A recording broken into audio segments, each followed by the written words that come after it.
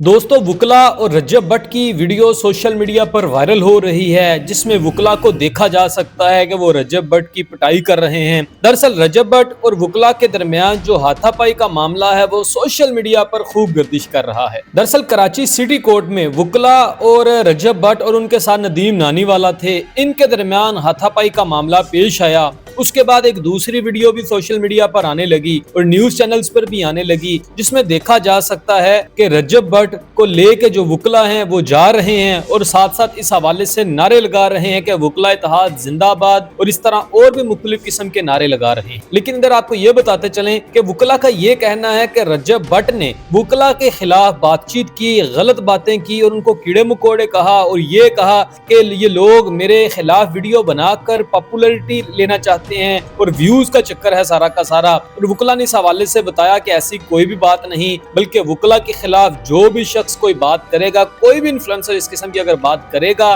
तो उसके साथ इसी तरह से पेश आया जाएगा। दरअसल वुकला का मौकफ है कि रज्जब भट्ट ने वीडियोस में उन्हें गालियां वगैरह दी और बुरा भला कहा और उसके बाद वुकला ने रज्जब भट्ट के साथ इस तरह से किया, उसका सॉफ्टवेयर अपडेट किया। आपकी इस सारे मामले के बारे में क्या राय है? क्या आपको लगता है कि वुकला ने जो किया वो ठीक किया या नहीं किया? कमेंट सेक्शन में अपनी कीमती राय का इजहार जरूर करते जाइएगा।